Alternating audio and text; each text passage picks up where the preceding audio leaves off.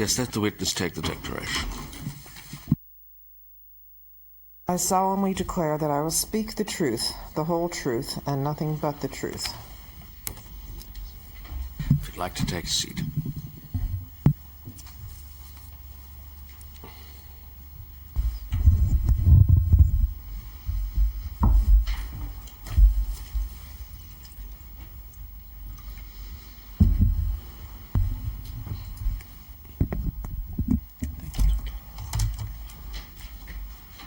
Is your name Jerry Leiber? And Ms. Leiber, were you a trained Soviet specialist, one of the founders of Helsinki Watch in 1979, and its first executive director from that year? It is, and I am. Did you stay in that position until 1995, when you retired from that position, but continuing your work and interest in the same human rights field? I did. You're an author of many articles and books. Helsinki Watch first started monitoring human rights in the former Yugoslavia in approximately what year? 1981. At that time, or in the early stages, what was the principal focus of your interest in the former Yugoslavia? You asked what was the Yes, principal? what was the principal interest? In 1981, that was our very first visits to the region. We were concerned mainly with political abuses of civil and political rights, and certain trials that were going on during the early 1980s of people who we thought were being repressed for expressing their opinions. Was there, in those early years, any particular region of the former Yugoslavia that drew your attention more than others? At that point, we were concerned, even then, with what was happening in Kosovo. We received reports. I didn't go to Kosovo that early, but in Belgrade, I received reports about the oppression of the Albanian minority in Kosovo. We were also concerned with a very strict situation in Croatia. I was warned not to go to Zagreb because I was told that I would not be allowed to stay there as a human rights investigator. Let's move on then to a visit you made in August of 1999. And I think it was a visit you made along with another colleague, Kenneth Anderson, who was a lawyer. Did you say 1990? 1990, yes. And on that occasion, with Mr. Anderson, did you visit Croatia, Kosovo, and also go to Belgrade? Yes, we did. The stimulus for that visit at that particular time being, in general, what? At that point, there was the Federation was still together. There was talk, of course, of secession and of unrest. When we went first to Croatia and spoke there with political dissidents and intellectuals and human rights activists who took us to various villages, Serbian villages on the whole outside of Zagreb, where we saw for ourselves a situation of great anxiety, and I would actually call it hysteria. There had just before we came, there had been a referendum, an unofficial Serbian referendum, and there was talk, of course, of Croatia seceding from the Union, and the Serb minority was in a state of panic, generated, I think, by both sides, by the nationalist statements of President Tudjman, but also from the Serbian government, which was stirring up this unrest and feeling of panic that we witnessed firsthand. How long did you spend there on this occasion? Well, we were in three different republics. We were in Croatia and in Kosovo and in Belgrade, 2 republics. And altogether, I can't tell you exactly, but I would say that the trip was probably between 10 days and 2 weeks. Did you speak to individuals on all sides, Croats, Serbs, Kosovans, and so on? We did. Just dealing with one aspect of the Croatian police, did you form a view, as a result of what you observed, as to whether the Croatian police were or were not being provocative by intent towards Serb villagers? There was no question but that the Serb minority in the villages that we visited had reason to be anxious. The Croatian police had gone to these police stations to disarm them, to take the reserve weapons out of the police stations. And although it was promoted as a general policy throughout the country, they seemed to be targeting villages where the population was ethnic Serbian. And some of the places where we went were barricaded. Villagers had chopped down trees to prevent access. We had to actually get out of our car and remove the trees in order to get in. They were terribly frightened.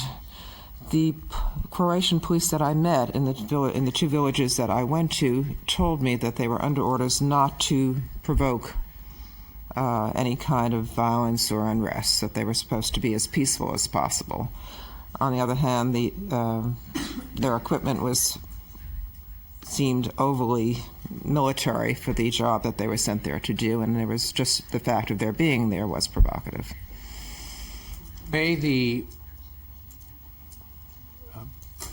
binder of exhibits be given a number, and we'll then proceed, if this is acceptable, by tab numbers within the exhibit. That would be Prosecutor's Exhibit 359. 359. Your Honour, by oversight, I didn't prepare a spare bundle for the witness.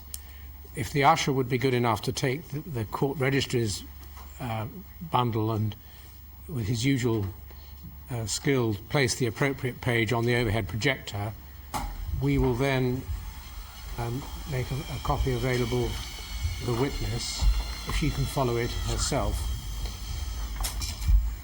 If we can then turn to tab 1 of Exhibit 359 and lay the front page on the overhead projector.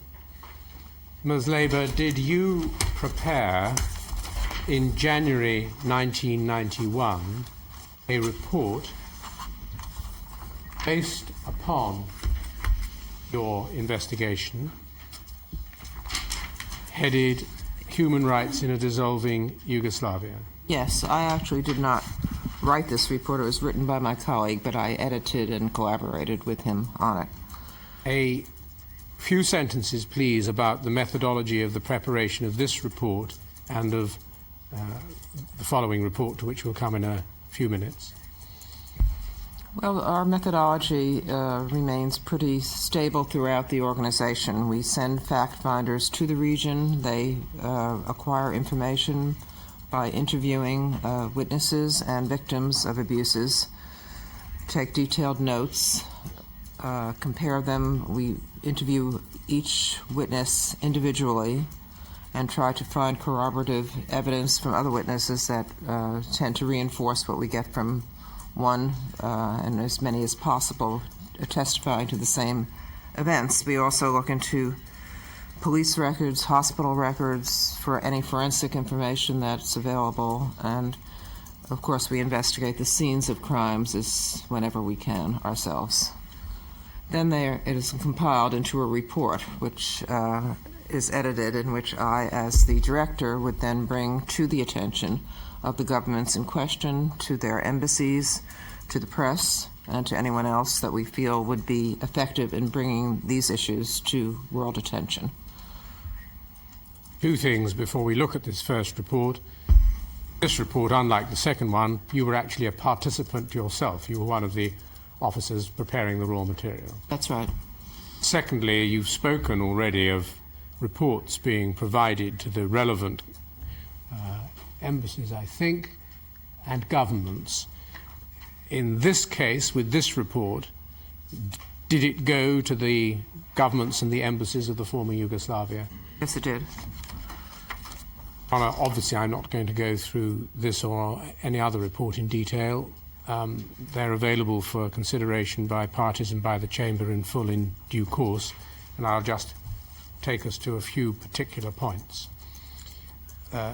The first page of the report is unnumbered, but if the usher could very kindly lay that on the projector.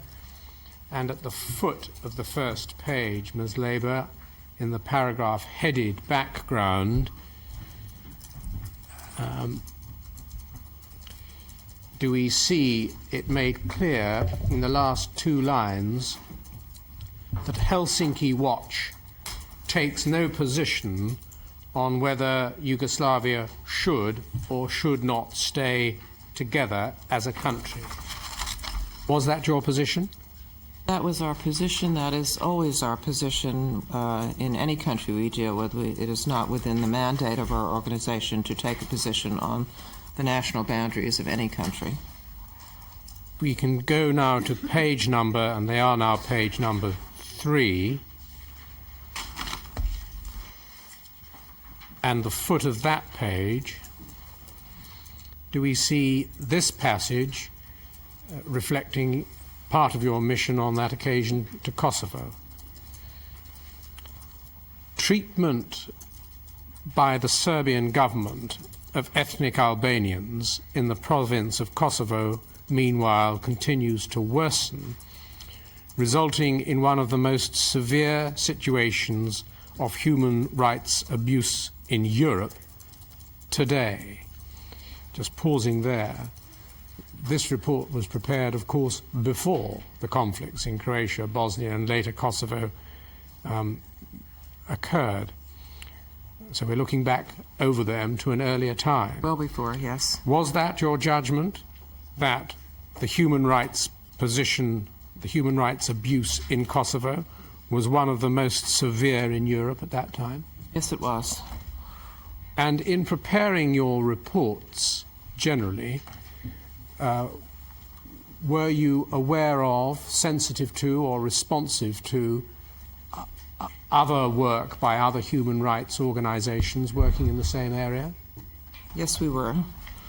If you found your preliminary views out of line with, inconsistent with the views of others, would you have recorded it, responded to it in some way? Yes, we would, of course. You went on to say in this paragraph, ethnic Albanians in Kosovo are being arrested en masse, beaten, and in some instances tortured in prison and subject to mass firings from their jobs on account of ethnicity. Serbian police units, and we go to the next page, repeatedly use excessive force in confronting ethnic Albanian demonstrations, killing more than 50 people so far in 1990 alone.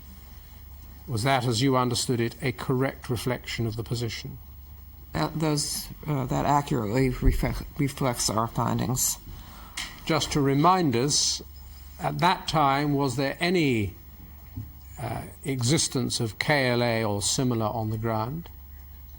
There was no KLA to my knowledge. In fact, one of the strongest impressions I came away from after that visit was how peaceful, how inexplicably peaceful the Albanian minority appeared to be. There was no talk of arms, there was no talk of even demonstrations or protests, as we might see somewhere else, given what was happening to them. They really seemed to be dependent at that juncture on world opinion coming to their rescue, and people like us, for people like us, it was a great responsibility to try to get that story out. No one was paying much attention at that point. Staying now on page 4, and I'm going to deal with this passage in a little more detail than others, Your Honour, simply because it's not in the witness statement that I know you've had an opportunity to pre-read. Carrying on from where we were, do you say this? security forces of the Serbian government, as discussed below, have attacked ethnic Albanian villages in apparent attempts at intimidation. The Serbian government has suspended the Kosovo parliament and other institutions of government in which ethnic Albanians participated, shut down for extended periods of time the main ethnic Albanian daily paper Reliendia, and taken all Albanian language programming off Kosovo television and radio, has embarked on a program to disenfranchise and marginalise the ethnic Albanian population in ways constituting racism, impermissible ethnic discrimination, and a grave violation of the rights of ethnic Albanians to free expression and equal political participation. Was that your judgment, and on what material did you base it? It was definitely our judgment. It was based on many interviews with journalists, members of the Albanian minority, professionals who had been fired from their jobs, doctors, others who explained to us that they were all out of work. There was a situation of apartheid, actually, in process there, where the entire Albanian population, which was not the minority in that case, but the majority, was being precluded from participating in civil society or in professional life. We also visited a village. Am I jumping ahead? No, but, well, tell us about it, and then I'll eliminate it from later evidence. Okay, we visited a village named Polat where there had been violence. Yes. A very small village that had been attacked with tanks in the wee hours of the morning. Hard to imagine, given the size of the village, that a tank could actually even enter. It was so small, and such an egregious use of heavy force. They started shelling the homes. 2 young men were killed in cold blood. I am going to stop you. Okay. Not because it's not relevant, because you can answer questions should the accused want to ask you about these matters, and it's set out in your report in writing later. Okay. In any event. Ms. Labour, Yes. in terms of interviews you had at that time, could you help us? How many interviews could you remember? I would have to approximate that because it was 10 years ago and I don't have those notes with me, but I would say that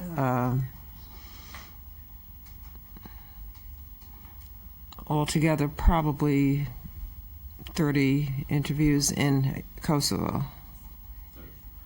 Thank you.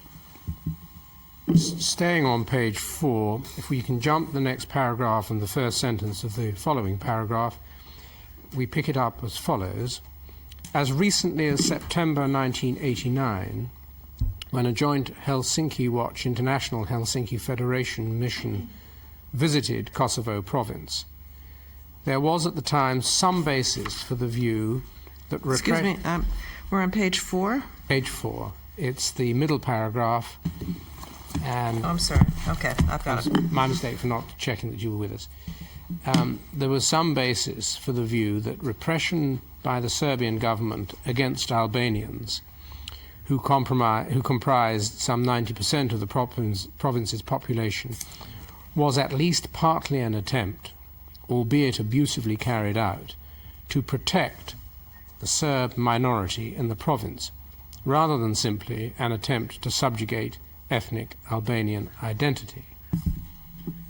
Serb and other minorities had, in the view of Helsinki Watch and the IHF, suffered abuse in earlier years.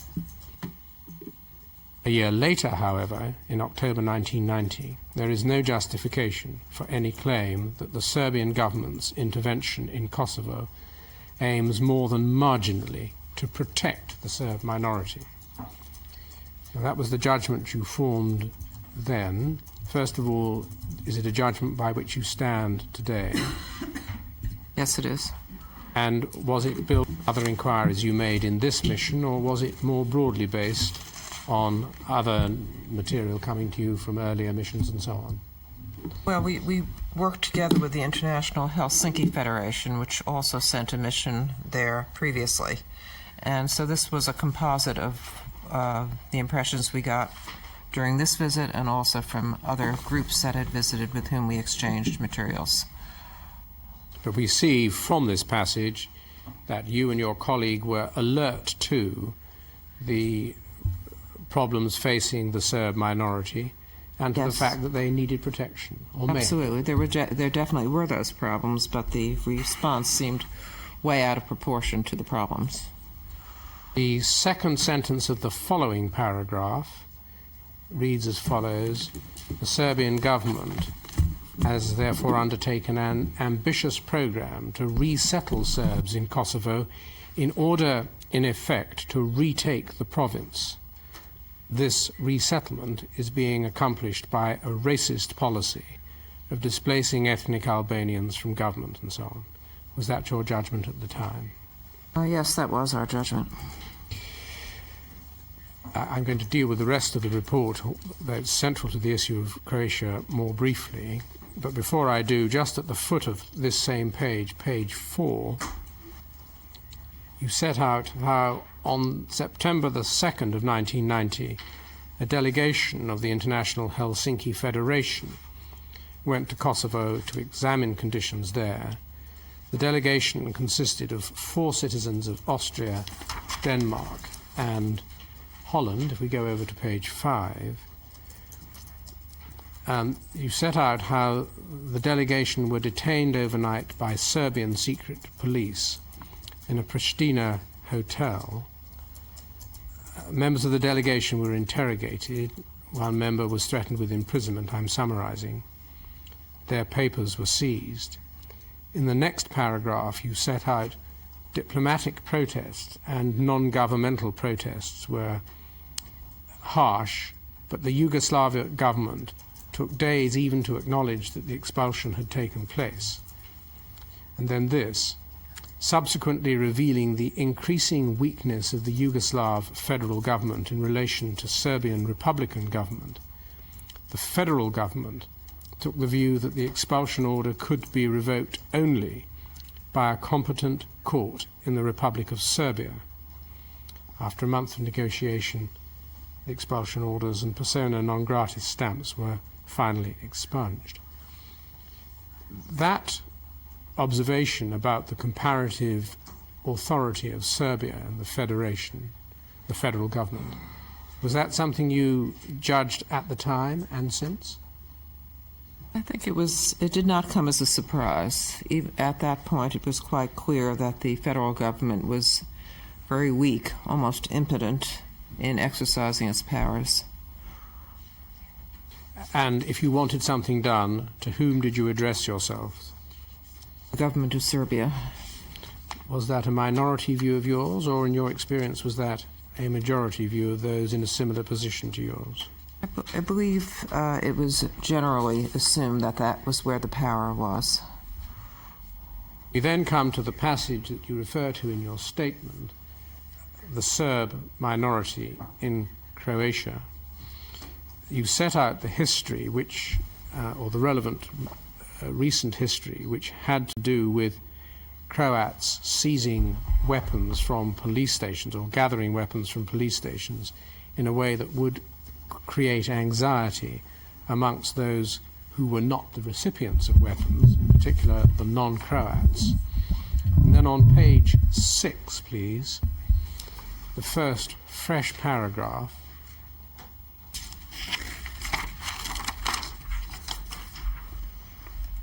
you say this of the overall position. I'll omit the first sentence and move to the second. When Croatian police units arrived, generally late at night, in various towns to pick up the rifles and other munitions, they were met by Serb demonstrations.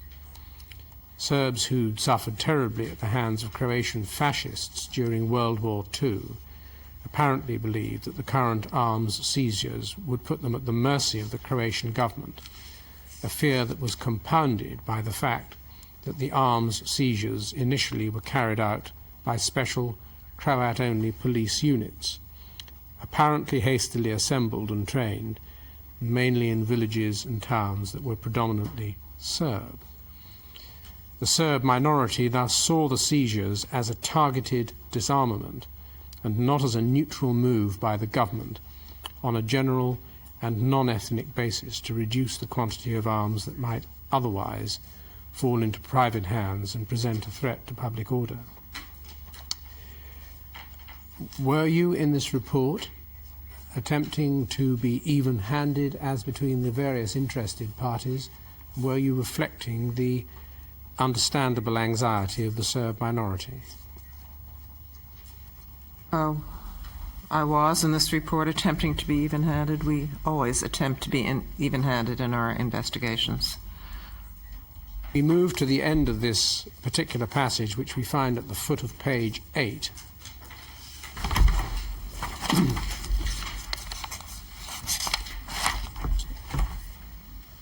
Helsinki Watch does not dispute the authority of the duly constituted Croatian government in the interest of public safety to require that private arms be turned in or to collect reserve militia arms and to use appropriate steps under rule of law to enforce such orders. However, Helsinki Watch believes that excessive force was used by Croatian police in, for example, the village of Dvorna.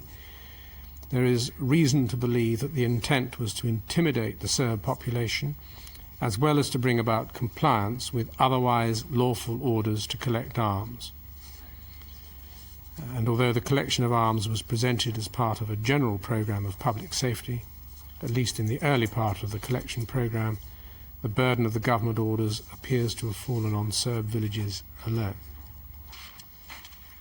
Now, with that approach to the Serb minority problem, you turned, and we now don't need to deal with it at page 9, with what you saw in the village of Polat in Kosovo. At the foot of page 10, you called for a full investigation into that.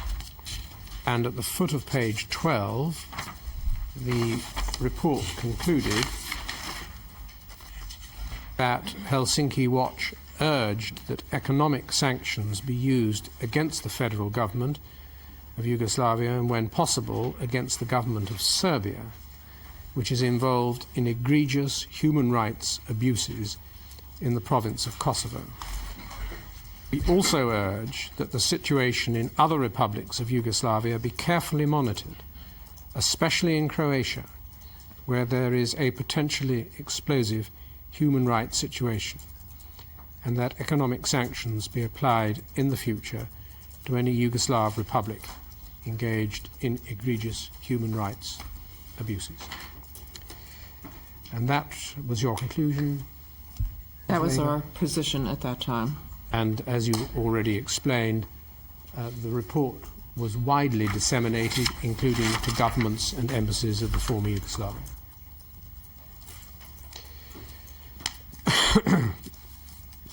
If we now move on, please.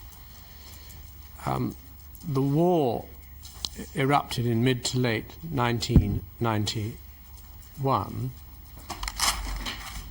Did your investigations continue? Yes, it did. Same approach and methodology, save that on the occasion of the next report, into which we will look in a second, you weren't one of the reporting officers yourself. You were the director commissioning the report I and was reviewing the it. director of the organization. Our activities increased in 1991 because of the situation itself had become more volatile. We kept a permanent staff member on the ground during 1991, and we sent numerous missions. I would say it was hard to, they sort of interlap with each other, but I would say perhaps 6 separate missions in the course of that year, and issued, I believe it was 7 newsletters and reports. Interlocutors included people on the ground, ordinary villagers and inhabitants and so on. Did they also include representatives of government and the army? Whenever possible, we did meet with government representatives. I believe that our staff in the field met on more than one occasion with Mr. Mesic, who was then the president of the presidency. Before any report of Helsinki Watch would refer to abuse, what level of evidence did you regard as required? The level of evidence depended, as I said before, mainly on getting numerous written testimonies that we wrote ourselves, taking oral testimonies from witnesses and, whenever possible, victims. Also investigating the crime scene itself and getting police reports and hospital reports and forensic evidence.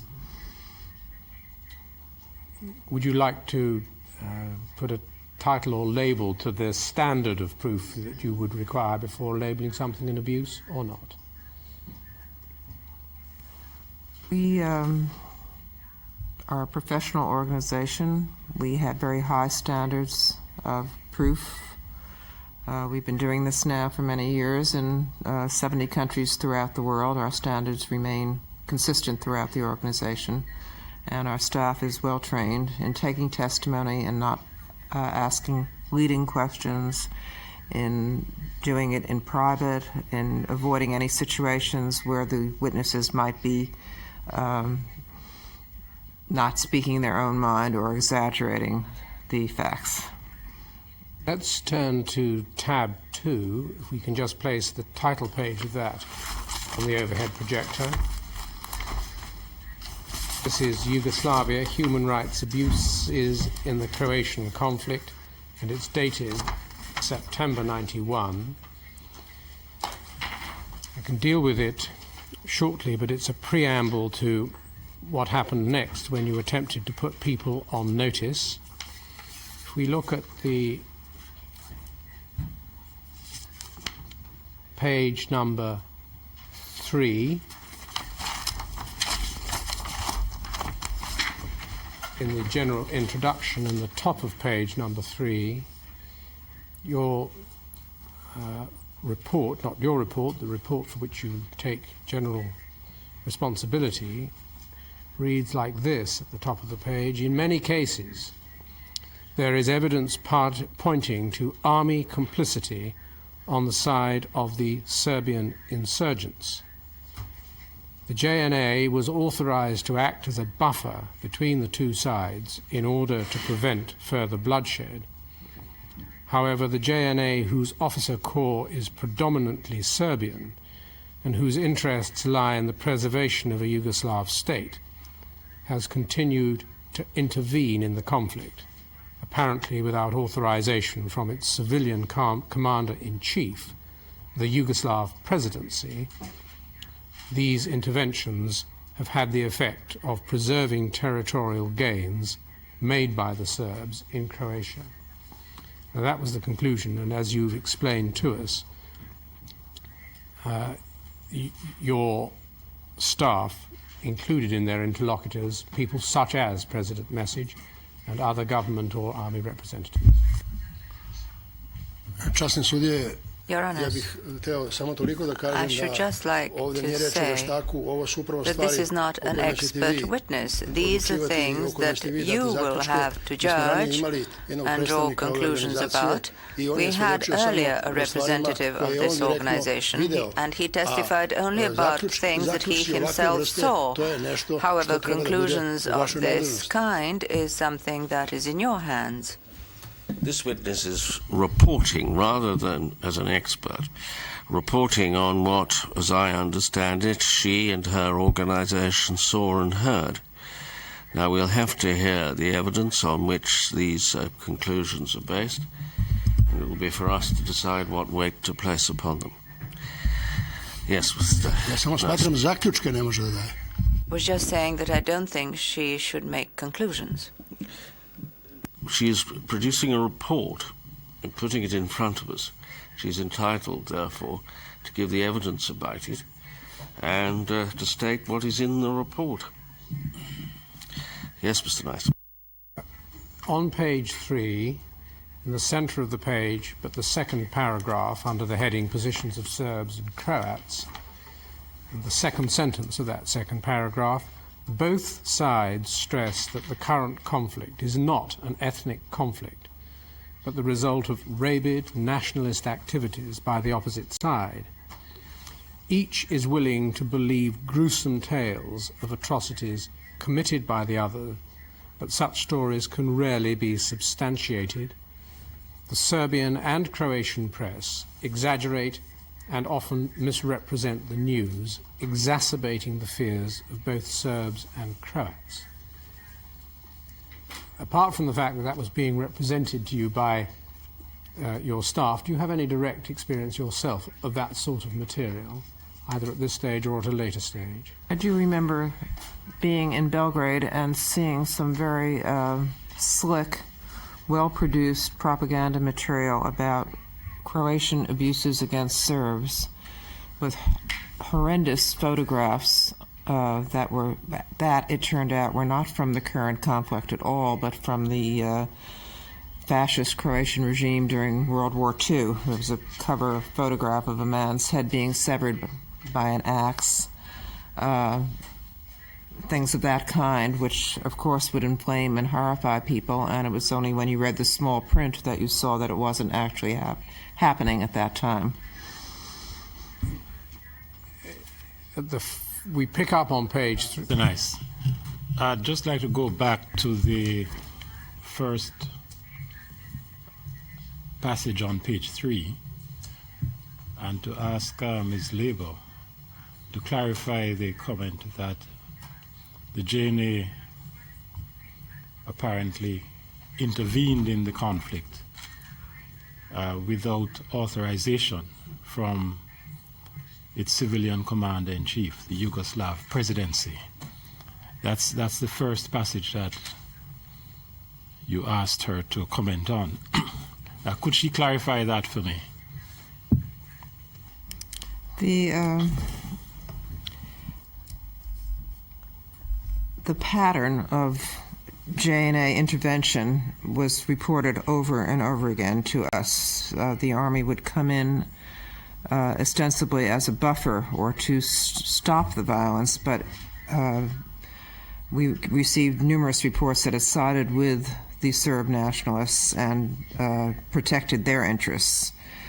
I'm afraid I cannot tell you. What I'm particularly interested in is the comment that they acted without authorization. Yes, I can't. I cannot speak to where that information came from. It's in the report. It was somehow collected by our staff who prepared the report, but without going back to the people who wrote it, I cannot tell you where they got that information, whether it was told to them perhaps in their interviews with the presidency, because they did meet with representatives of the presidency, or whether it was their conclusion based on what they heard.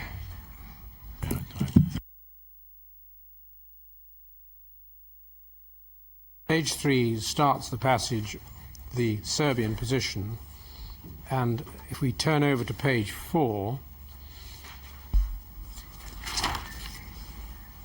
there's only one point I really want to pick up on this passage. It's the last paragraph, 3/4 of the way down the page of this section. Politically, Serbs in Croatia and elsewhere call for the preservation of Yugoslavia as a strong federal state. The Serbs in Croatia have declared that they will secede from Croatia if Croatia secedes from Yugoslavia, and that they will take large areas of Croatia's land with them.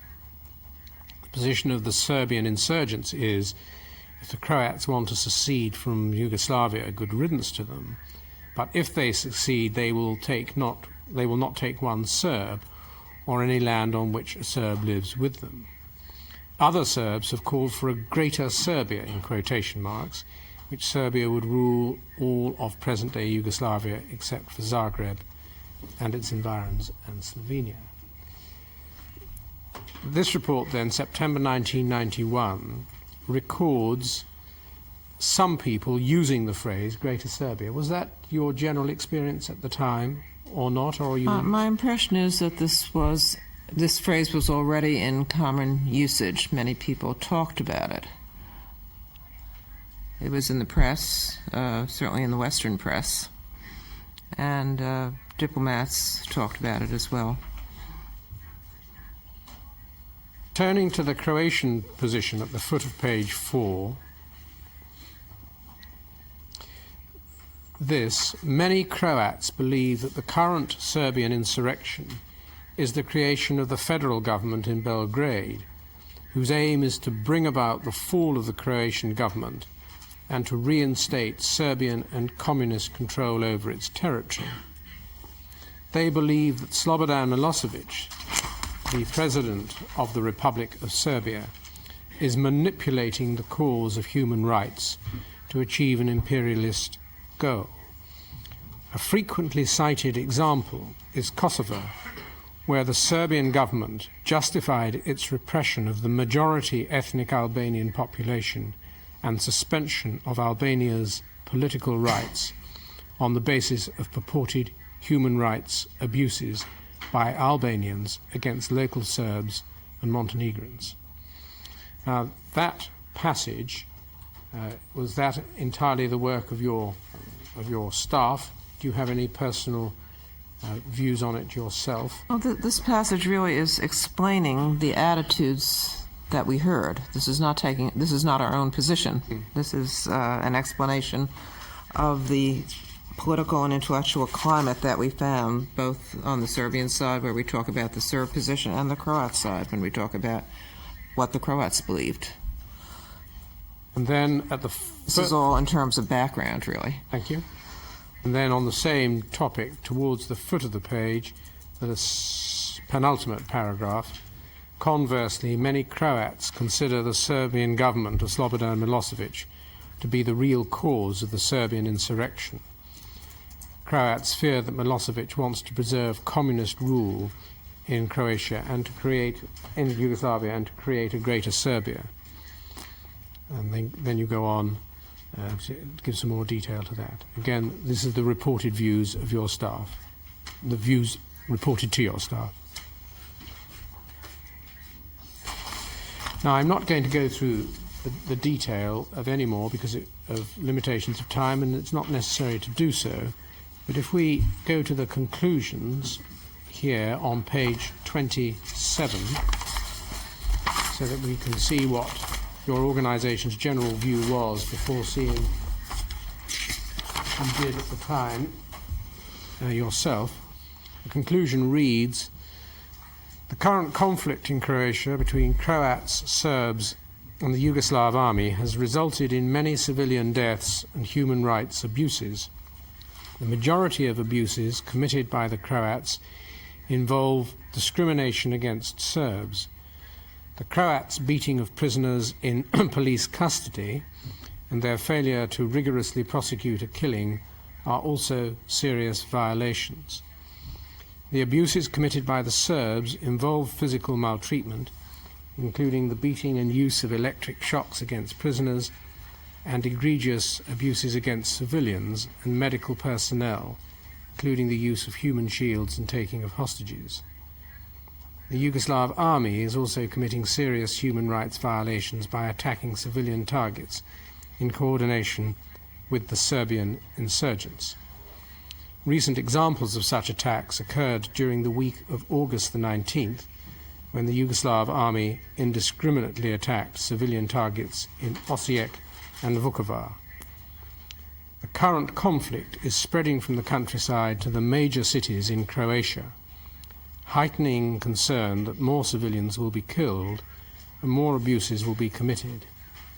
Helsinki Watch condemns such abuses and urges all sides to refrain from committing further violations of international humanitarian law, calls upon all parties to the conflict to respect their obligations under the Geneva Conventions. Was that indeed your organisation's position at that time? It is. And what was your objective, so that we can understand what you did next? What was it your objective to achieve? Well, I want to emphasize that at the time that these reports were being prepared, we had no notion that there would be an international tribunal or any indictments. We were trying to stop more killings before they occurred. and we were appealing to the governments that were in a position to do so and to international world opinion to become involved. And so, we can turn to tab 3, please.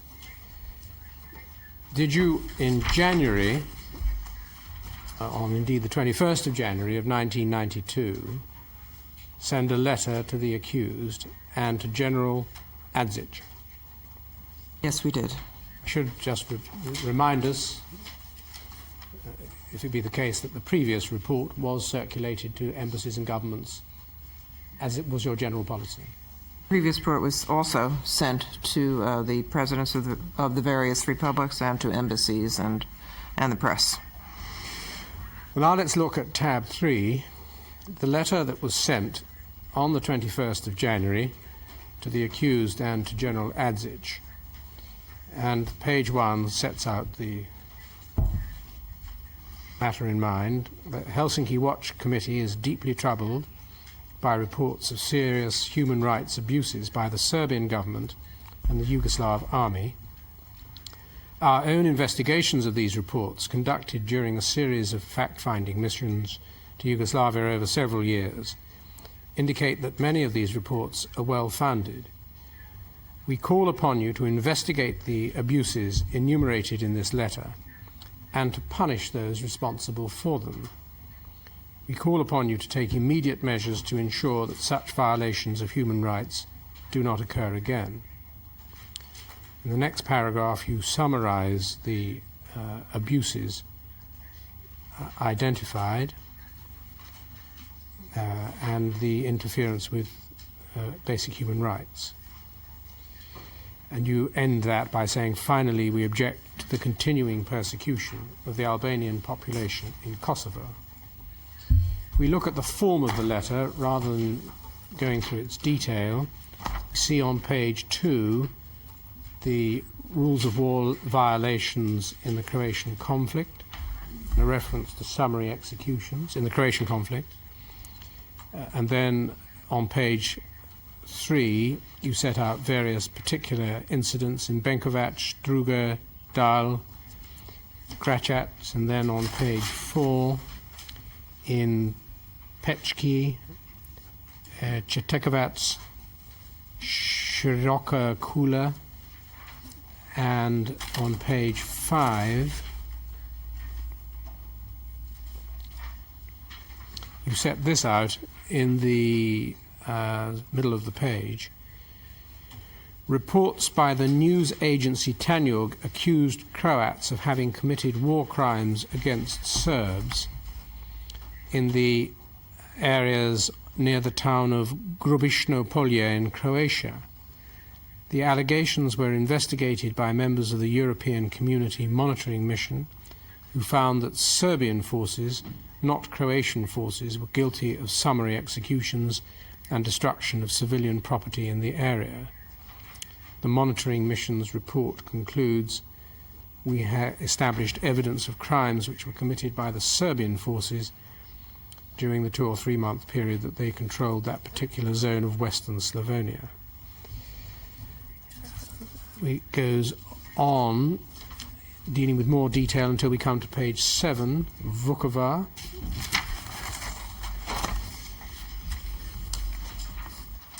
Where the allegation was put in these terms: the city of Vukovar was under constant siege by Serbian forces for 3 months. When the city fell on November the 18th, 15,000 people who had not fled the fighting emerged from the basements in which they lived for 12 weeks. After Vukovar's fall, civilians and soldiers hors de combat were beaten or arrested by Serbian paramilitary groups and the JNA. And on the basis of interviews with displaced persons from Vukovar and foreign journalists and humanitarian workers who visited Vukovar immediately after its fall, Helsinki Watch has reason to believe that many Croatian men, both civilians and combatants who laid down their arms, were summarily executed by Serbian forces after Vukovar's fall. On the same page, the letter dealt with Škabrnje in some detail.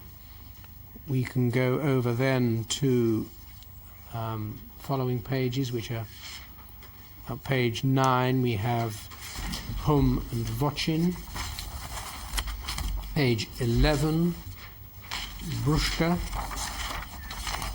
Then a subheading of court martial and execution, torture and mistreatment in detention. And at page 13, under disappearances, a further reference to Vukovar, where you deal in particular with the denial of ICRC access to the Vukovar hospital and to other matters believed to have happened in the hospital at that time. On page 14 you touch on Zadar. Page 15, Obrovac and Dal, you turn to hostages. We can go on perhaps to 17. You deal with robbery. On 18, perhaps pause there on page 18 under forced displacements and resettlement. Helsinki Watch is concerned that Croats, Hungarians, Czechs and others are being forced by the Serbian rebels from their homes in Serbian-occupied territory in order to create purely Serbian regions in areas that are otherwise of mixed population. We are concerned that this non-Serbian population is being discriminated against and being forcibly displaced on the illegal grounds of ethnic origin. We are also concerned that displaced Serbs are being resettled in Serb-occupied territory in Croatia to consolidate Serbian control over regions captured from Croats and prevent the original non-Serbian inhabitants from returning. You then set out some figures, but that's the general allegation. On page 19 you dealt with killing, assault and harassment of journalists. Page 21 with forced mobilization. And on page 23, amongst other topics, you dealt with press restrictions, but at the foot of page 23 you returned to Kosovo. The Serbian misdemeanor law, which allows for up to 60 days imprisonment, has been grossly abused by Serbian authorities in Kosovo. Instead of prolonged detention, ethnic Albanians are being imprisoned several times for short periods.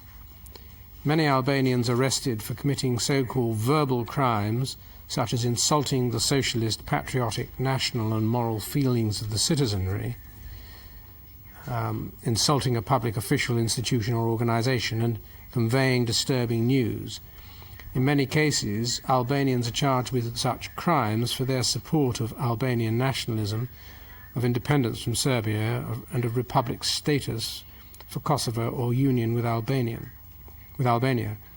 Those convicted are usually given 30 to 60-day prison sentences, and by the time an appeal is filed and a hearing is granted, an individual has already served his or her prison term. And you go on to say that many have suffered multiple such sentences.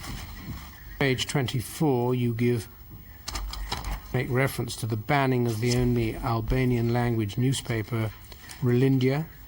And on page 25, you summarize the position in this way: Dear President Milosevic and General Adzic, this lengthy letter contains only a portion of the information on human rights abuses compiled by Helsinki Watch. We urgently call on you to end these violations. We call upon the Yugoslav army and Serbian forces in Croatia, and you then set out a list of call on them to do: investigating reports, refraining from actions, releasing hostages, giving the location of missing persons, stopping robbery and pillaging, stopping the forcible displacement of people from non-war related reasons, refraining from mobilizing members of the anti-war movement, refraining from interfering with freedom of Serbian press, and you call on the Serbian government to investigate reports of harassment, to drop all charges against Vučićević, and to cease harassment of journalists. That letter was sent, was it? Did you send that letter? We delivered Or did that you letter deliver it? personally. It may be to that we can turn, if it's convenient, after the break. Or I should say we attempted to deliver it directly to President Milosevic and to General Azic, but we were unsuccessful in actually seeing them, although we did meet with members of their government. For 20 minutes. Ms. LeBeau, please remember not to speak to anybody during the adjournment about your evidence until it's over. Thank you. Yes.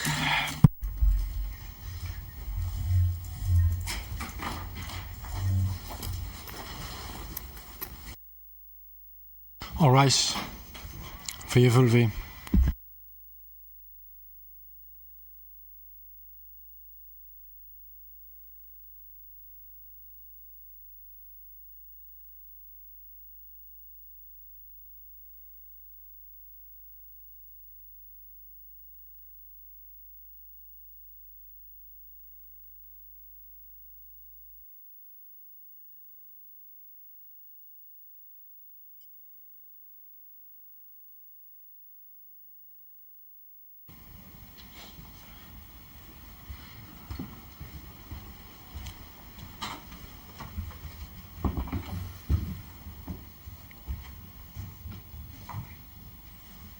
Please be seated.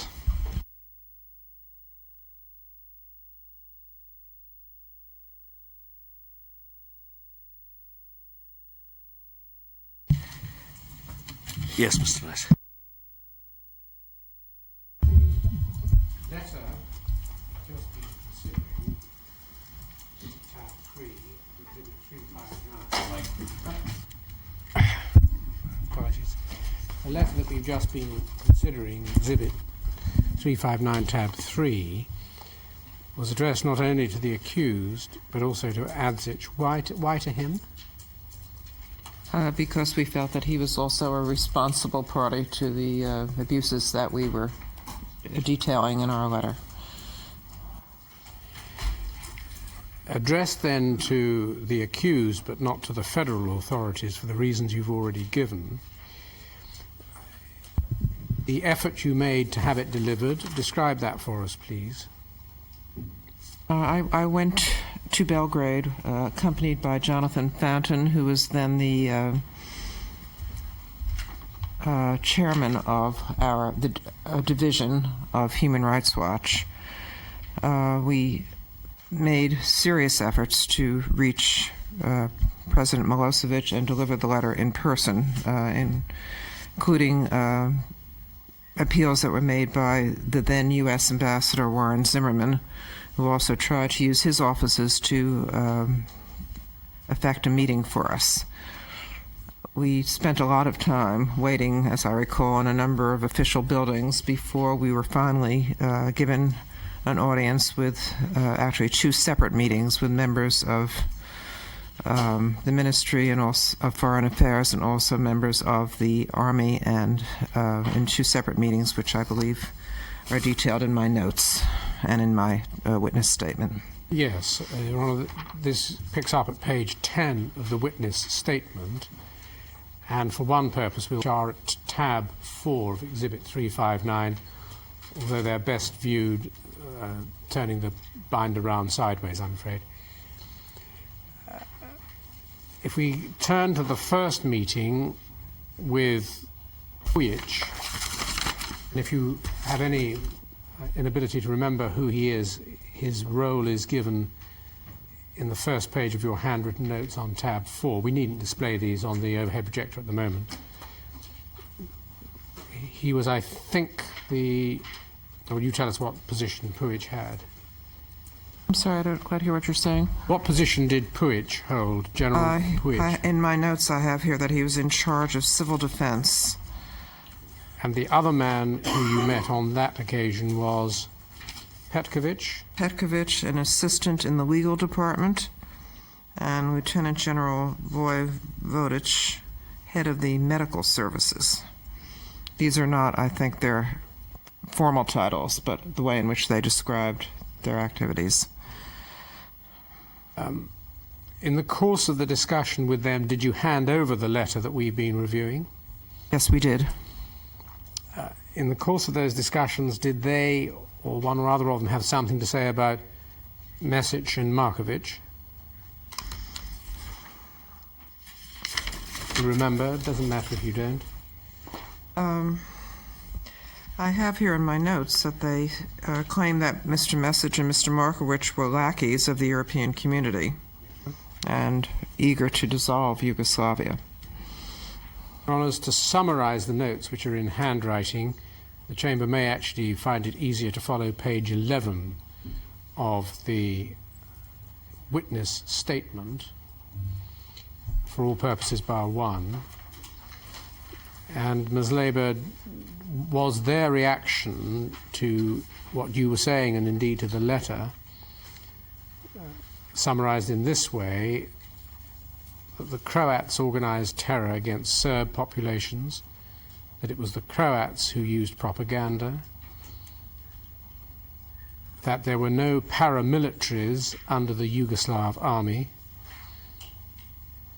that the army would investigate any crime brought to its attention,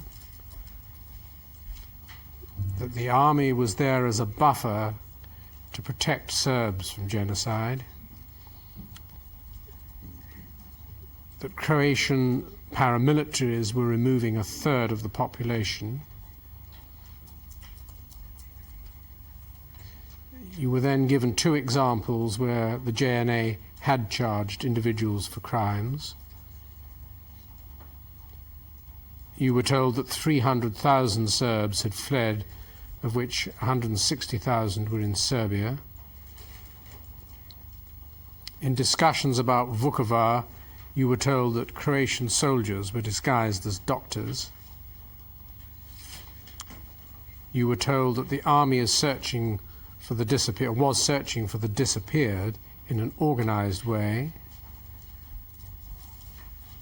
You were told that in Dubrovnik, and we didn't look at the passage in the letter, but there was a specific complaint about Dubrovnik in the letter.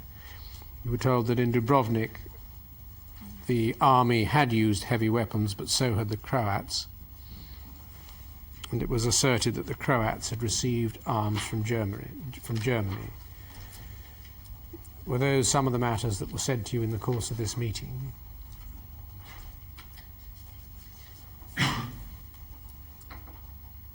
Yes, these were, this is, I think, a very accurate representation of what appears in my notes.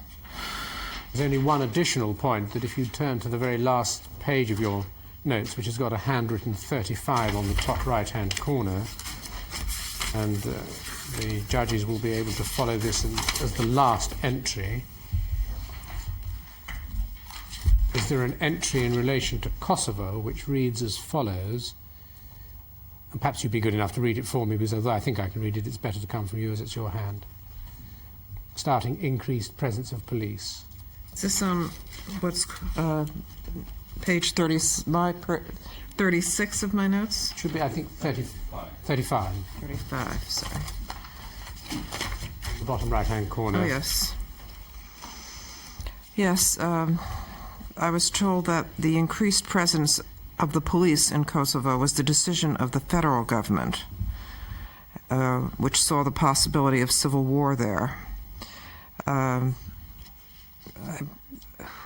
not quite sure which of whoever was speaking to me at the time said, I'm personally against such measures, but it's keeping the peace, implying that the situation there was not a good one. How did that meeting end? With any resolution, and amicably or not, or with a promise of anything to come? We ended the meeting asking them to read in detail. Of course, they had not had a chance to at that point. The abuses that were documented in our lengthy letter, and to get back to us with their response. You then had another meeting, as you've already told us. With whom was that? We also met with representatives of the Foreign Ministry. You remember their names at this stage? It's in my witness statement. I don't have it in front of me. Well, if I can remind you from the witness statement, if that's acceptable to the Chamber, was one a Dr. Milosevic, and the second one, I have the statement, it's on page 11, in the middle of the page.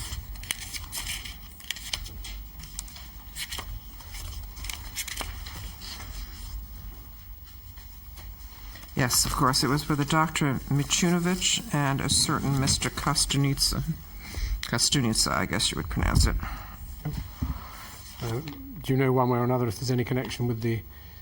No, perhaps not. Let's move on, but before I do, the Chamber will appreciate that in the statement, various passages of the letter, some the same as, some different from those that I have identified, are set out. It didn't seem to me helpful to duplicate material that you will have seen elsewhere summarized. Safe to say, as I have just done, that in the letter you dealt specifically not only with Vukovar and Osijek, but also with Dubrovnik, I think. Is that correct?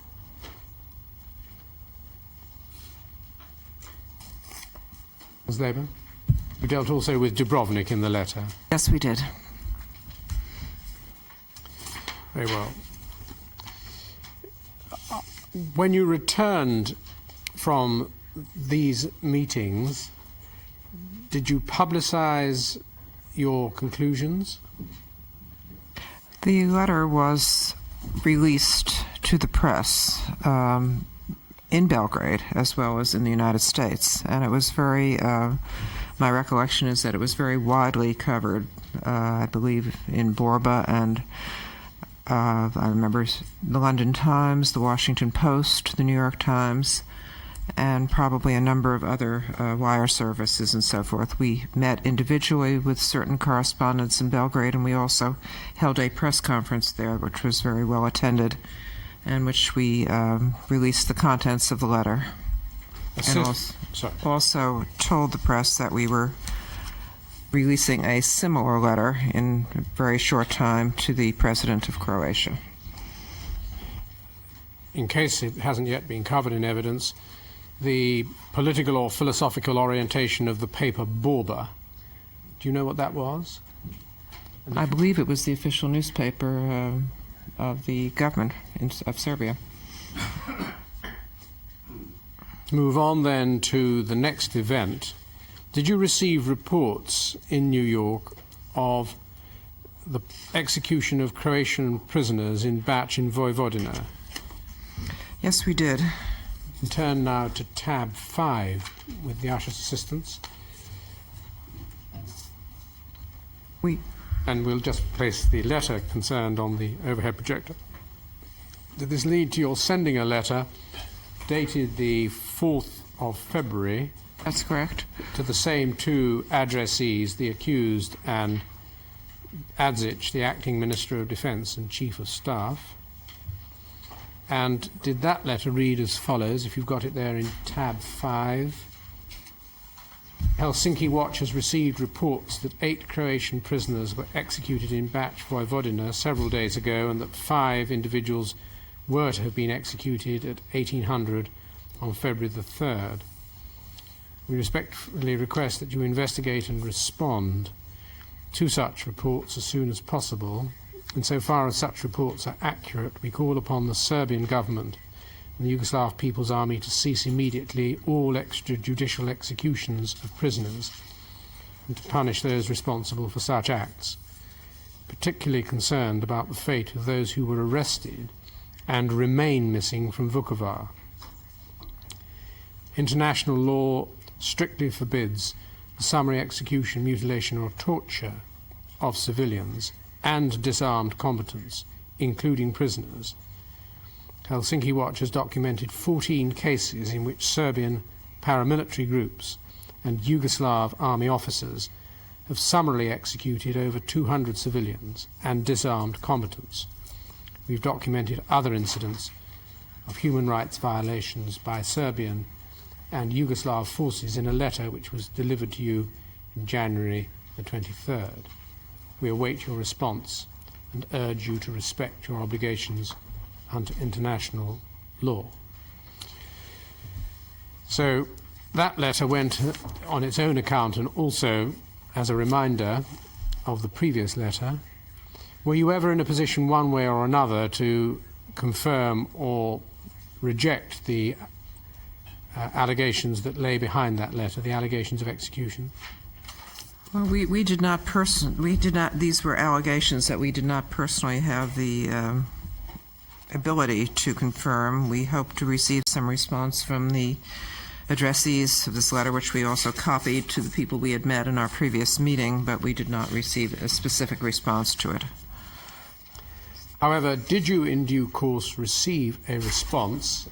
You can find it on tab 6 in a particular format, but the Chamber may find it easier to read on page 12 of the witness statement, where it's set out in full.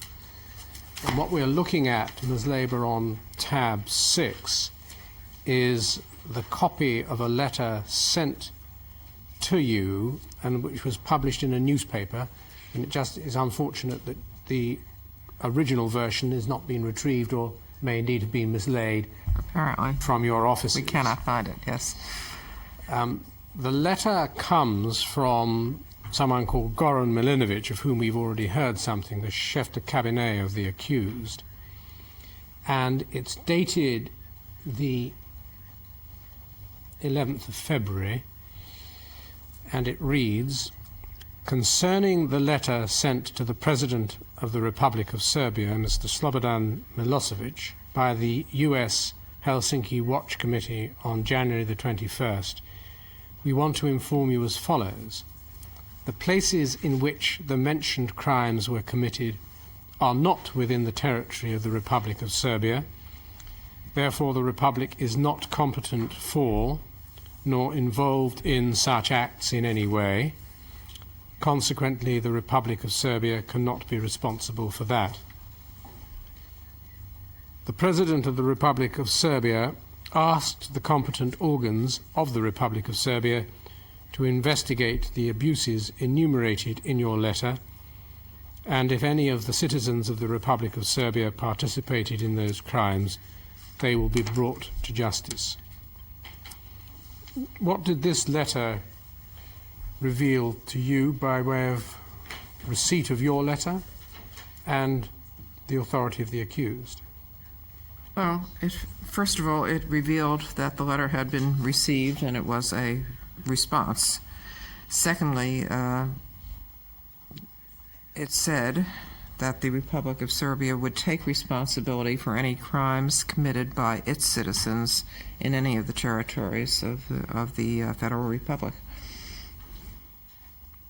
Before I move on to the next document that acknowledges receipt of your letter, there's something I meant to do just before the last passage of evidence in order that things can be dealt with chronologically.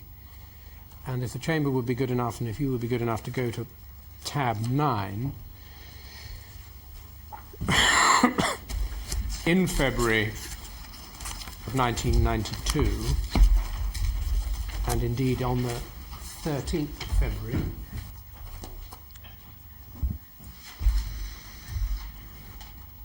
did you send a letter to President Tudjman? So in fact, I'm completely right chronologically, but nor by good fortune. It immediately follows Goran Milinovic's reply.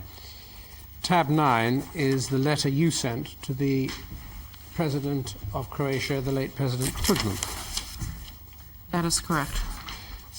And the Chamber can find reference to this in the witness statement, if it wishes to, at page 14. I'm not going to deal with the letter at great length at all, for obvious reasons.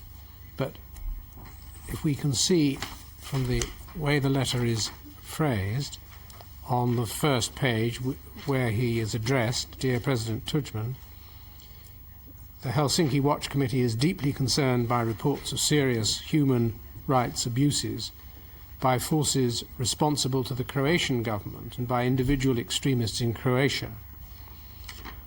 Our own investigations of these reports, conducted during a series of fact-finding missions to Croatia in the past year, indicate that many of these reports are well-founded, we call upon you to investigate the abuses enumerated in this letter and to punish those responsible for them. You then, going to page 2, you can display all this swiftly so that people may see it.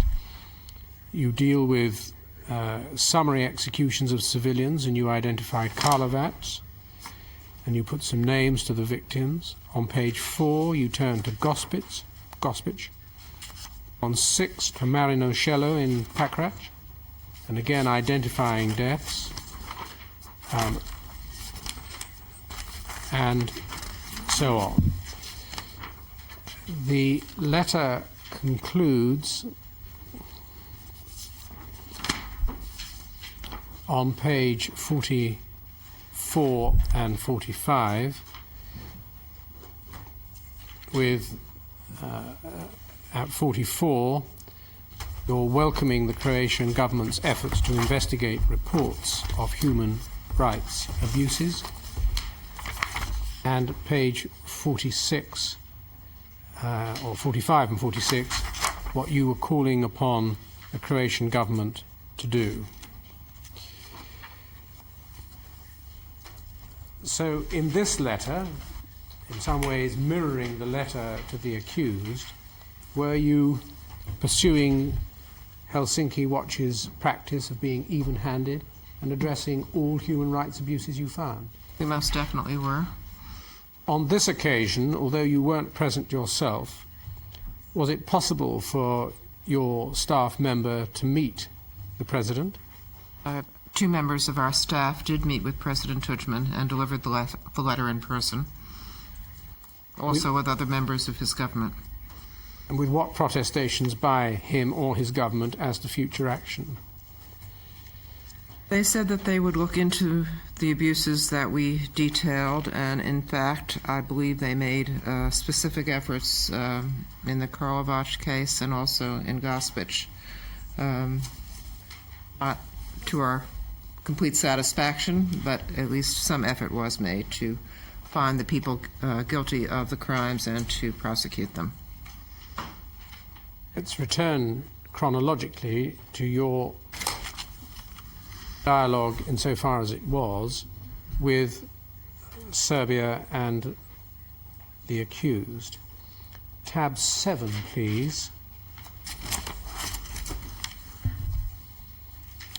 Did you receive from the Republic of Serbia a long letter, tab 7, dated the 18th of March 1992? Yes, we did.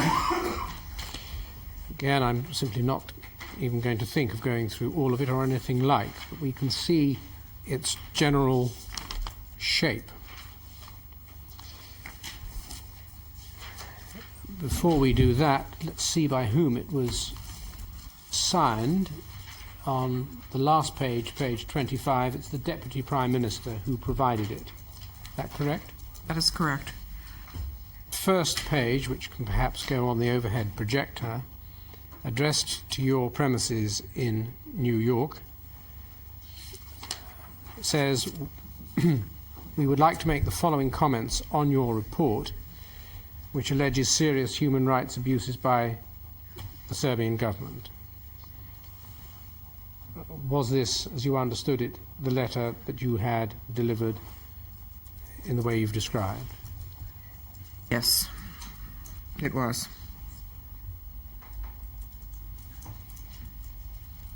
While welcoming in principle, the letter says, the endeavour by Helsinki Watch to establish the truth about the reported violations of the laws of war and humanitarian law, to which the government of the Republic of Serbia wishes to make its contribution, we must at the same time express surprise that you consider the government of the Republic of Serbia to be responsible for such abuses in the Croatian conflict. There are no grounds for your allegations, because the military operations in Croatia were conducted by members of the regular Yugoslav People's Army and by the local Serbian population, who were compelled by the actions of Croatia's secessionist government to take up arms in self-defense. As you have been told during your stay in Belgrade, the government of the Republic of Serbia has not been involved in any way in organizing volunteer units, not in the territory of the Republic of Serbia, and certainly not in the territory of Croatia. Pausing there, this twin defense, that it was another military body, nothing to do with Serbia, and or that there was no crimes because they were compelled to act by a dint of Croatia's secessionist government's moves, were those things you necessarily ever accepted? These were your question is, were these in? Were these defences to your letter things you accepted or not?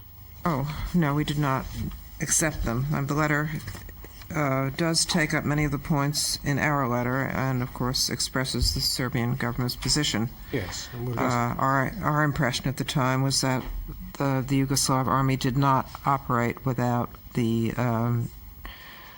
cooperation, let's put it in the collaboration of the Serbian government, in particular of President Milosevic. And that its role, as it says itself in many places, was there to defend the Serb minority, not to keep the peace. Just look at a few passages on the long letter, again it being available for reading in full by the parties and by the Chamber, should it so decide. On page 2, and the page numbers are at the top of these pages, and what is paragraph 3, we see this assertion by the writer that there can be no doubt that the prevention of violations of humanitarian law is a sacred duty and obligation incumbent upon every honest person, and particularly upon members of the armed forces. Then goes on to say how war crimes are wholly inexcusable. Over the page to page 3,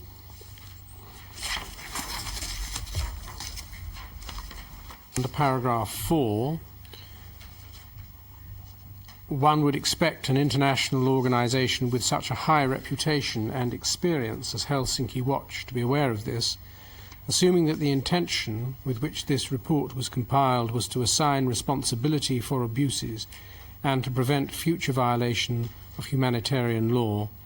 We cannot help but be surprised by the manner in which the report has been drawn up. The report casts some allegations that cast serious doubt on the motives of those who prepared it. So that gives something of the drift of the report. If you could turn to page 5.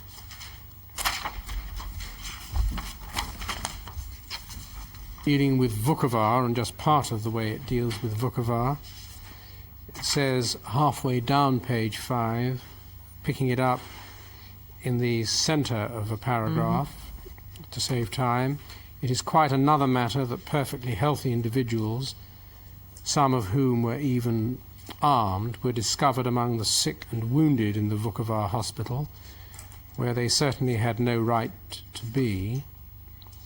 The claim that more than 200 members of the hospital staff were captured and removed to Serbian detention centres is just as unfounded.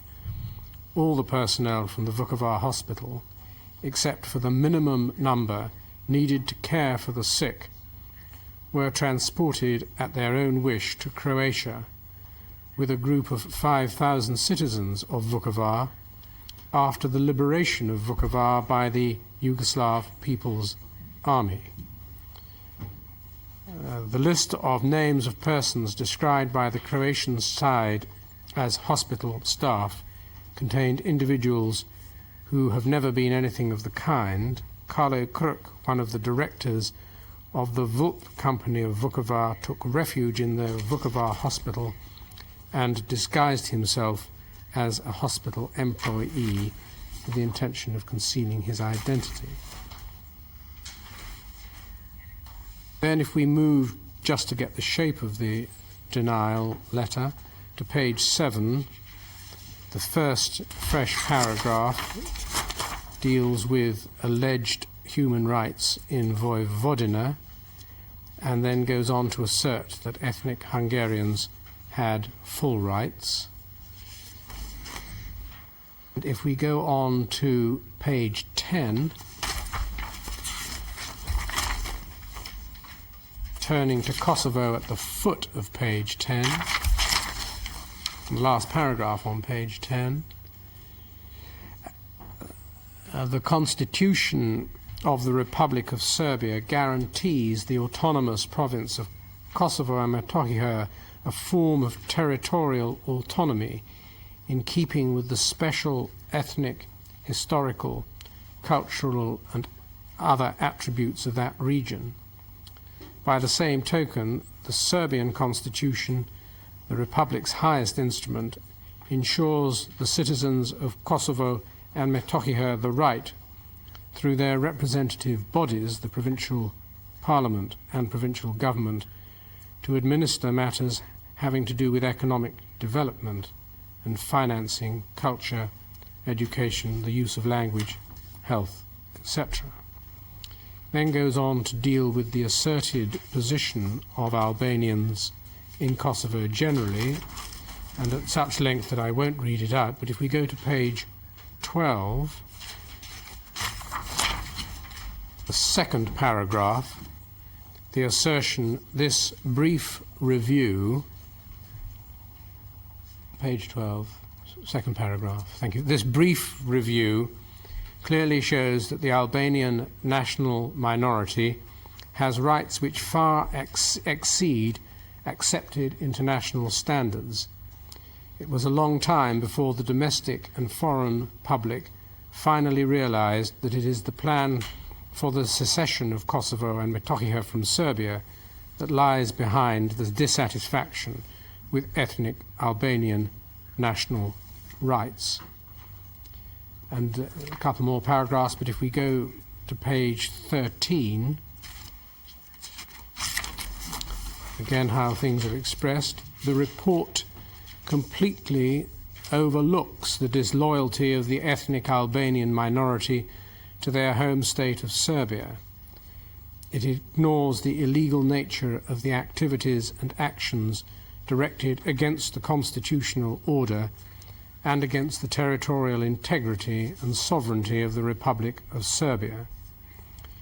The illegal proclamation of an independent Republic of Kosovo receives no mention whatsoever in the report, even though it is a flagrant example of the impermissible abuse of minority rights for the purpose of achieving secessionist aims. The problems in Kosovo and Metohija can be attributed not to a failure to acknowledge human rights according to standards, but rather to the abuse of those rights and systematic refusal to exercise them. The purpose of such unconstitutional behavior is to make the ethnic Albanian minority appear the victim of alleged discrimination and persecution on the part of Serbia in order to win over the sympathy of a foreign public opinion for secessionist and separatist aims directed against the Republic of Serbia. Mr. Nice, you know, this going back to Kosovo may not be very helpful at this stage in the proceeding. Your Honour, We're going back into the history of Kosovo, which we spent some time during the Kosovo phase of the trial, and in fact we were restricting, if you remember, the examination on that topic about events this far back. Your Honour, yes, but of course it's always been our case that there is an integrated nature to the case as a whole, and that one topic and another are helpfully to be seen one beside the other. And with this witness, the witness has, of course, the experience of viewing all the relevant areas, well, not Bosnia, but the relevant areas of Croatia and Kosovo before the conflict. And it seemed to me that her views on and the material she received about Kosovo before the conflict would be of value to you. But I've come almost completely to the end of what I was going to say about Kosovo, apart from one particular passage, which I hope the Chamber would find of value at page 20. It is and it may be the only concession made in the letter. It's on page 20 at paragraph 11, where the writer refers to the allegations of abuses of the Serbian misdemeanor law and the so-called verbal crimes, saying that it should be recalled that the clause regulated the topic had been expunged, and then does say this: there were some mistakes made in Kosovo and Metohija, as mentioned in the report. This problem will be eliminated with the enforcement of uniform laws throughout the Republic. If we can then go, Ms. Labour, just to the conclusion of the letter, which we find on page 24.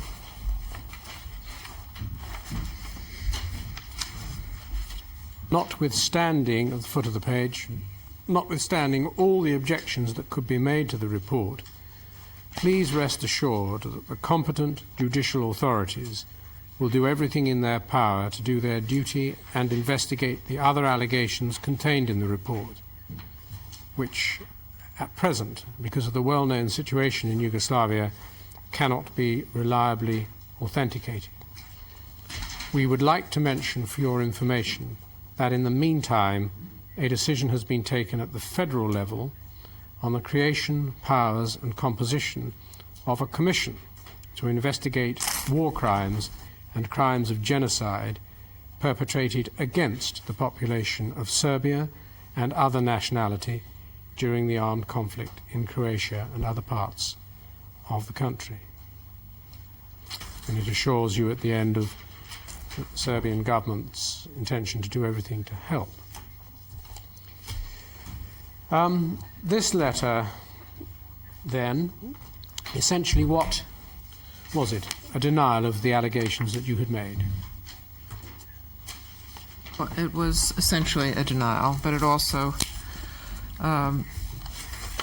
was an acceptance of responsibility and a commitment to look into the allegations we made, and also to establish its own humanitarian and war crimes commission. And we saw that it was indeed critical of your body as well. Sorry? It was critical of your organisation. It was certainly critical of our information, although it did not specifically criticize the organization. Were there any consequences in the form of arrests made by the authorities pursuant to your length and very detailed letter? None that I know of. The main follow-up was the establishment of the State Commission on War and Genocide Crimes, which, well, I'm jumping ahead to your next exhibit, but I think this letter was the beginning of an attempt by the Serbian government, a public relations attempt to counter its bad image that it was getting from, not just from our criticisms, but criticisms that were appearing from other organizations and in the press at that time, and as was the establishment of this new commission. Now, of course, this letter that we've seen comes from the Deputy Prime Minister. It's responsive to a letter that was quite specifically addressed to the accused and also to Adzic, and in respect of which you'd already received one reply from the chef de cabinet of the accused. That is correct. Let's now turn to the State Commission for War and Genocide Crimes, but briefly in tab 8, the last tab we need to consider, the only outstanding tab. We saw how the objectives of the Commission were identified in the previous letter. This letter comes September 1992 to you, and its setting can be understood in the first paragraph on the first page, first and second paragraphs. One, we've established, since our letter, we informed you that the State Commission for war and genocide crimes has been established, we have not had contacts with Helsinki Watch. In my opinion, exchange of information between us would be mutually beneficial for the purpose of establishing the true facts. And a truthful account of genocide crimes in the area of Konjic, Herzegovina, to which I am referring herein, is an illustrative example. And the writer, who we can see in a few minutes' time, goes on to say, the Helsinki Watch report, War Crimes in Bosnia-Herzegovina, 12th of August 1992, which we haven't troubled the Chamber with, mentions among many other crimes that approximately 3,000 Serbian civilians were held hostage in a tunnel near Sarajevo by Bosnian forces in late May, near Konjic, noting that they have since been released. Now, the letter, is this right, Ms. Labour, goes on to deal with a view of the suffering of those Serbs in very great detail and with reference to evidence obtained. That's correct. They are actually, in this letter, he's responding to yet another report of ours, which deals not with the conflict in Croatia, but war crimes in Bosnia-Herzegovina. Right, yes, as I said, the report we haven't troubled the Chamber with. But the point I want you to confirm is that this report, when it concerns suffering by Serbs, is detailed and appears to reflect the ability to talk to witnesses and so on. That's correct. Yes. And we see on the last page of the report how it's concluded.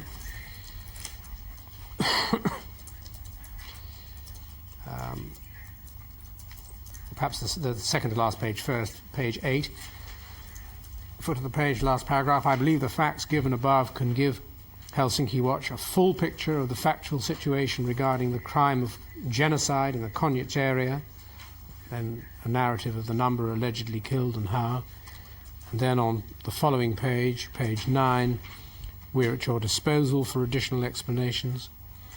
This was an example to indicate the usefulness of mutual exchange.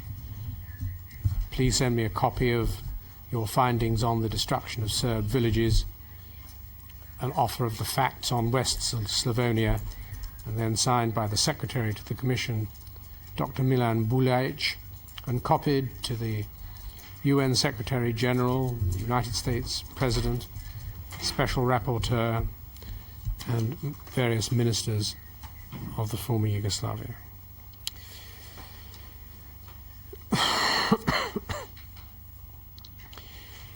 You accepted, did you, throughout, that crimes were committed by all sides? Did we accept that? Of course we did. But I note here that although this commission was set up to investigate crimes against all nationalities, the letter deals exclusively with crimes against the Serbs, people of Serbian nationality, and I had several further contacts with Dr. Bulajic. He came to visit me in my office in New York, and in January of 1992, I went to Belgrade and interviewed victims that his commission produced for us to see. They were women who had been raped by Croats or Muslims. I was doing an investigation of rape at that time in all of the areas, and the witnesses that I interviewed in Belgrade were all Serbs. Finally, please, from the materials we've looked at and from your experience generally, what can you say about whether your reports on this general conflict were seen and reviewed, taken seriously and analysed by those in authority? What can you say about whether your reports were seen and reviewed by those in authority in the former Yugoslavia? It seems to me that these reports were seen and reviewed, especially because we received these responses, these written responses.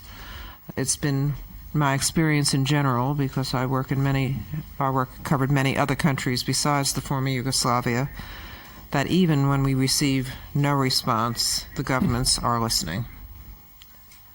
As to your allegations made against the accused in your letter and in your reports, did you ever receive any information to indicate that those complaints had been acted on in any serious way? That it's been acted on, you said? Whether they'd been acted on by the accused or those... We did not see any significant response to try to prevent future abuses from taking place or to punish those who were responsible for the ones that we documented. Thank you very much. You're Wait there, welcome. you'll be asked some further questions.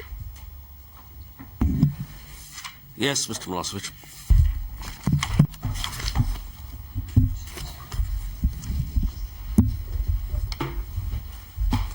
What happens now?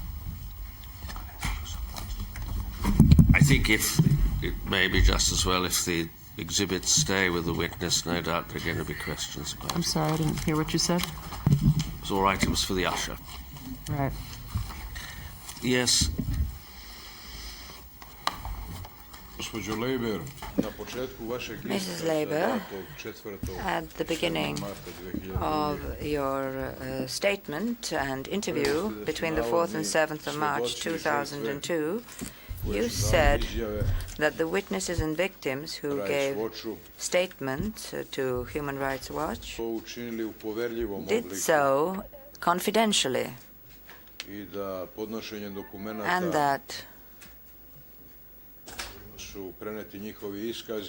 their testimony was conveyed in the documents and that you were protecting their security. Is that right? In many cases, that is correct.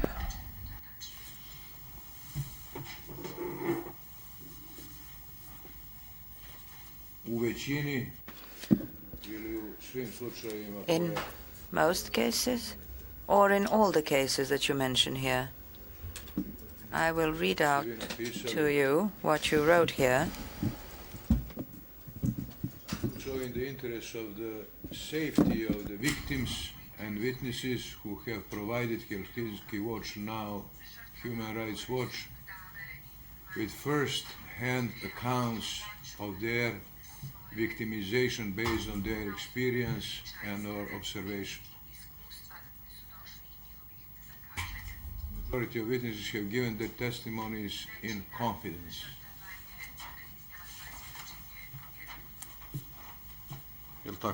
Is that right? That is correct. It was our policy in order to... These people had experienced very traumatic events and were worried about their future safety, and we assured them that we would not use their names, although in many cases we had their names. We gave them pseudonyms. In that connection, does Human Rights Watch have the data on these alleged victims and witnesses? And still more importantly, is it possible to get in touch with those people? The data exists in our files. I think it would not be appropriate and probably also impossible at this point to get in touch with those victims.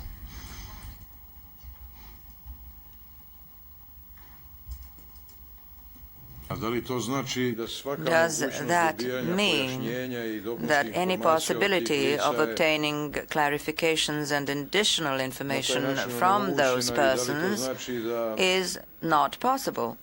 And does that mean that this institution needs to decide and rule on the basis of statements given by anonymous persons? That, I think, sounds like a matter of comment. You've heard what the witnesses said in answer to your questions, that it would not be appropriate and also impossible to get in touch with the victims. So that's her answer, and any conclusion to be drawn from that will be a matter for us. If you want to add anything, I Ms. can Leiber, just of add course. that there's been, as we all know, a tremendous movement of peoples within the territories that we're discussing. Therefore, to just find the people that we interviewed would be probably a physical impossibility. Mr. May, if it's not a question for the witness, then it's a question to you.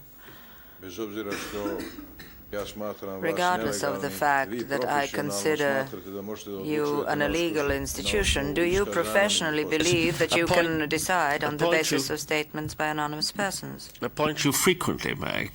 No need to make it again. We've heard you say it so often. Now, as far as the evidence is concerned, you can ask the witness questions about her reports. Any conclusions we draw from the reports are a matter for us. You will have your chance, if you want, to address us on it, what conclusions to draw. Now, ask the witness some questions if you want to.